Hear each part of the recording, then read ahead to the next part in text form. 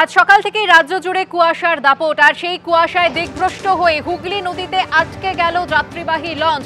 নদীর চড়ায় আটকে গেছে যাত্রীবাহী লঞ্চটি। সেই লঞ্চে 150 জন যাত্রী রয়েছে। এ নিয়ে কথা বলবো আমাদের প্রতিনিধি গৌতম মণ্ডলের সঙ্গে। গৌতম, কিভাবে উদ্ধার করা হবে তাদের? দেখো সুকন্যা, দক্ষিণ 24 পরগনার সঙ্গে পূর্ব মেদিনীপুরের একমাত্র যোগাযোগের যে মাধ্যম রয়েছে নদীপথে, ডায়মন্ড হারবারের হুগলি নদী, এখানে ফেরি পরিষেবা চলে। তো আজ সকাল থেকে পুরো ঘন কুয়াশার চাদরে মুড়ে ছিল দক্ষিণ 24 পরগনা। বিশেষ করে ডায়মন্ড হারবার এলাকায় কুয়াশার পরিমাণ ছিল সবচেয়ে বেশি। সকালে 2 থেকে 3টি লঞ্চ এবং ভেসেল চালানোর পরেই কুয়াশা বাড়তে থাকায় একটি লঞ্চ যেটা ডায়মন্ড হারবার থেকে ছেড়ে যেটা কুকড়াহাটি যাচ্ছিল, যাওয়ার পথে কুয়াশার জেরে দিকভ্রষ্ট হয় এবং দিকভ্রষ্ট হয়ে যাওয়ার পরে চড়াই উঠে যায়। চড়াই উঠে যাওয়ার পর কার্যত এই যে লঞ্চ, তাদের 150 জন যাত্রী ছিলেন। সেই খবর আসে যারা ফেরি পরিষেবা দেন ডায়মন্ড হারবার পুরসভার কর্মীদের কাছে। সেই খবর পাওয়ার পর দমকলের সাথে যোগাযোগ করা হয়। ডায়মন্ড হারবার দমকল বাহিনীর সাথে দমকলের যিনি ওসি মিন্টু ঘোষের নেতৃত্বে প্রচুর বাহিনী যায়। তারা লঞ্চে করে গিয়ে মাছ নদীতে যায় এবং সেখানে তারপর খোঁজ শুরু করে। তারপরে দেখা যায় যে একটি চড়ার মধ্যে আটকে রয়েছে। সেই চড়া থেকে তাদেরকে দেখা যাচ্ছে যে এই মুহূর্তে উদ্ধার কাজ চলছে। যে 150 জন যাত্রী ছিলেন, বয়স্ক মানুষ ছিলেন, মহিলারা ছিলেন, শিশুরা ছিলেন, তাদেরকে কার্যত পাঁজা কোলা করে এবং দেখাই যাচ্ছে অনেকটা নদীর তীরে যে পলি কাদা মারিয়ে তাদেরকে উদ্ধার করে পাড়ে তোলা হচ্ছে এবং তারপরে নিয়ে আসা হবে ডায়মন্ড হারবারে। তারও যদি চিকিৎসার প্রয়োজন হয় তাদেরকে চিকিৎসা দেওয়া হবে। ইতিমধ্যেই প্রশাসনের কর্তারাও তারাও ডায়মন্ড হারবার জেটি ঘাটে পৌঁছে গিয়েছেন, সুভাষ ঘাটে। এই যে পুরো ঘটনা, সকাল থেকে কুয়াশার জন্য পুরো বিপর্যস্ত জনজীবন বলা যেতেই পারে। দৃশ্যমানা তো অনেকটাই কমে গেছিল এবং তার যেটা সবচেয়ে বেশি ক্ষতিগ্রস্ত হলো, ব্যাহত হলো, সেটা হচ্ছে ফেরি পরিষেবা। এবং 10:30 পর্যন্ত, সকাল 7:30 থেকে 10:30 3 ঘন্টা কোনো ফেরি পরিষেবা চলেনি। এবং তারপরে পূর্ব মেদিনীপুর এবং দক্ষিণ 24 পরগনার মধ্যে যে যোগাযোগ ব্যবস্থা কার্যত বিচ্ছিন্ন হয়ে গেছিল, সেই যোগাযোগ আস্তে আস্তে কুয়াশার দাপট আস্তে আস্তে কমছে। তারপরে প্রশাসন এই মুহূর্তে আবার নতুন করে ফেরি পরিষেবা চালু করেছে। ধন্যবাদ। 7:30টায় লঞ্চটা ছেড়ে গেছে। ছেড়ে যাওয়ার পরে কুয়াশার জন্য আটকে গেছে ঘাটার কাছে।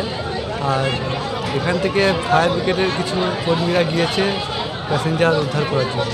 হ্যাঁ, সকাল থেকে 5 ভেসেল ছেড়ে গিয়েছিল, সেকেন্ডটাও গিয়েছে, থার্ডটা গিয়ে ওই আটকে গিয়েছে। কি কারণে? কুয়াশার জন্য 2.5 ঘন্টার মতো বন্ধ ছিল ফেরি সার্ভিস। পূর্ব রেলের শিয়ালদা ডানকুনি শাখায় বালিঘাট এবং বালি হল স্টেশনের মাঝে সিসিআর ব্রিজ সংস্কারের জন্য যান নিয়ন্ত্রণ করা হচ্ছে বালি ব্রিজে, যার জেরে যাত্রীদের চরম ভোগান্তি। 2 থেকে 3 কিলোমিটার হেঁটে বাস ধরতে যেতে হচ্ছে রাজচন্দ্রপুরে। দক্ষিণেশ্বর থেকে বালির দিকে যাওয়া সমস্ত গাড়ি বাস ঘুরিয়ে দেওয়া হচ্ছে নিবেদিতা সেতু দিয়ে।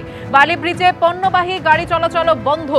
পূর্ব রেলের শিয়ালদা ডানকুনি শাখায় বালিঘাট এবং বালি হল স্টেশনের মাঝে যে সিসিআর ব্রিজ রয়েছে তা সংস্কারের জন্যই যান চলাচল নিয়ন্ত্রণ করা হচ্ছে বালি ব্রিজে।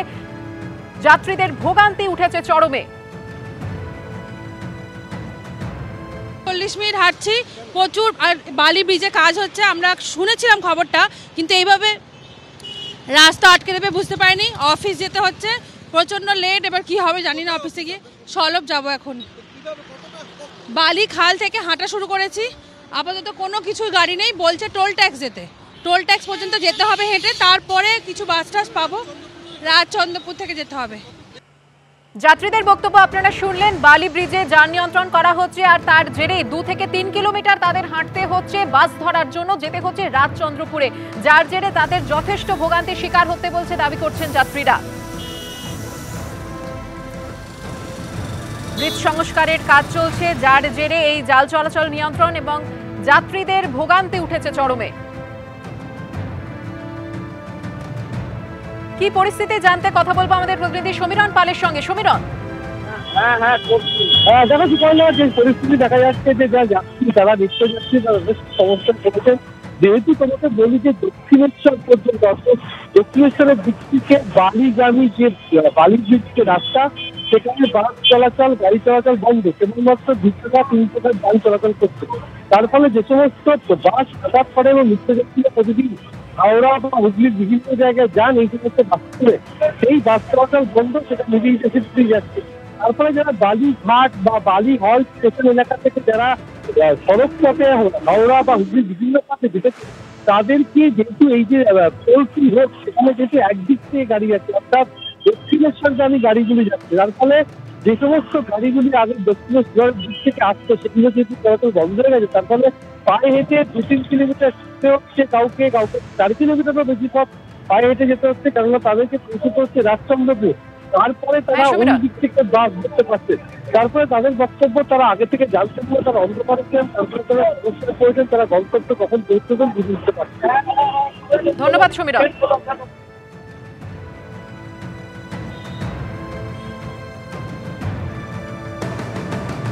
দেখুন, দক্ষিণেশ্বর থেকে বালির দিকে যাবার আসতে হচ্ছে, হ্যাঁ, বালি ঘাট থেকে, বালি ঘাটের থেকে ওখানে কোনো রকমের কমিউনিকেশন কিছু নেই, ওখানে কোনো বোর্ডও টাঙায়নি, কেউ কিছু বলছেও না কোথা থেকে বাস চলবে না চলবে। তো সেই জন্য ওখান থেকে হেঁটে হেঁটে আসছি। এখন এখানে কোথায় বাস পাবো সেটাও জানি না। আমি যাব ধুলাগড়, তো ধুলাগড় যাওয়ার জন্য যে বাস, সেই বাস কোথা থেকে পাবো সেটা কেউই বলছে না। ইভেন পুলিশরাও কেউ কিছু বলছে না, কোনো নোটিশ বোর্ড নেই, কিচ্ছু নেই। তো এটা সত্যিই খুব আমাদের জন্য দুঃখজনক যে এইভাবে কাজ শুরু করা বন্ধ হোক, কিন্তু এইভাবে কাজ শুরু করা সত্যি খুব দুঃখজনক।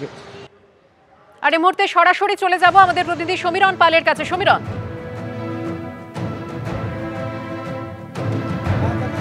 আমরা যে টোল ফ্রি রোড সেখানে দাঁড়িয়ে রয়েছি এবং আজকে রাত থেকে যে কাজ শুরু হয়েছে বালিঘাট এবং বালিহল স্টেশনের মাঝখানে সিসিআর ব্রিজের গার্ডার বদল করা, এবং তার ফলে নিত্যযাত্রীরা সমস্যায় রয়েছেন। এই যে রয়েছে হাইওয়ে, সেখানে পরিষ্কার পুলিশের পক্ষ থেকে পাহারা দেওয়া হচ্ছে যাতে কেউ হাইওয়েতে নাতে উঠতে পারে, এবং যারা হেঁটে আসছেন তাদের সাথে কথা বলে নেবো। আপনাদের কতটা রাস্তা হেঁটে আসতে হচ্ছে, কী সমস্যা? অনেকটা রাস্তা হেঁটে আসতে হচ্ছে। কোথা থেকে? প্রায় বালিহল থেকে।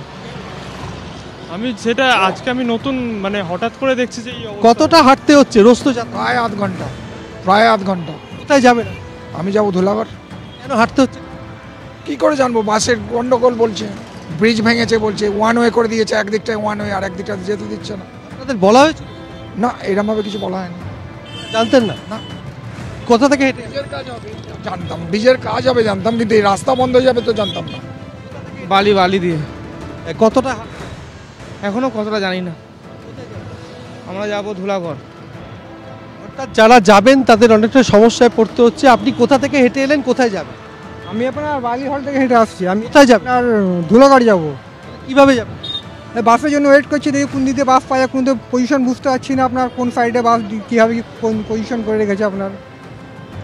তুমি দেখতে পাচ্ছ যে ক্যামেরাম্যান দীপ্তকে আমি দেখাতে বলবো, দীর্ঘ লাইন, পুরো একটা রাস্তা ধরে তারা যথেষ্ট বিপদের ঝুঁকি নিয়ে তারা পায়ে হেঁটে আসছেন, কেননা তাদের গন্তব্যে পৌঁছতে হবে এবং সময় তারা গন্তব্যে পৌঁছতে পারবেন না, এবং সেই কারণে তারা যথেষ্ট সমস্যায় পড়েছেন নিত্যযাত্রীরা। যে ব্রিজের কাজ চলছে, কিন্তু তারা স্পষ্টভাবে জানতেন না তারা কীভাবে যাবেন। অর্থাৎ সাধারণ মানুষকে, নিত্যযাত্রীদেরকে স্পষ্ট ধারণা দেওয়া হয়নি তারা কোন পথে বাস ধরতে পারবেন, কেননা যে সমস্ত বাস আগে এই রাস্তা দিয়ে যেত সেটা নিবেদিতা সেতু দিয়ে যাচ্ছে। নিবেদিতা সেতু দিয়ে যেহেতু সীমানা দেওয়া আছে, তার ফলে রাস্তা পেরিয়ে ওপারে তাদের পক্ষে যাওয়া সম্ভব নয়। তার ফলে তাদেরকে ঘুরপথে রাজচন্দ্রপুর পর্যন্ত হেঁটে যেতে হচ্ছে। কেউ দক্ষিণেশ্বর থেকে হেঁটে আসছেন, কেউ বালিখাল থেকে, কেউ বালি হল থেকে। অর্থাৎ দীর্ঘ রাস্তা তাদের পায়ে হেঁটে ঝুঁকি নিয়ে রাস্তার ওপর দিয়ে হেঁটে যেতে হচ্ছে, কেননা তারা সময়ে গন্তব্যে পৌঁছতে পারবেন কিনা সেটাও নিশ্চিত নয়। অনেকটা পথ তাদের পায়ে হেঁটে অতিক্রম করতে হচ্ছে। সুকর্ণা, ধন্যবাদ সমীরণ।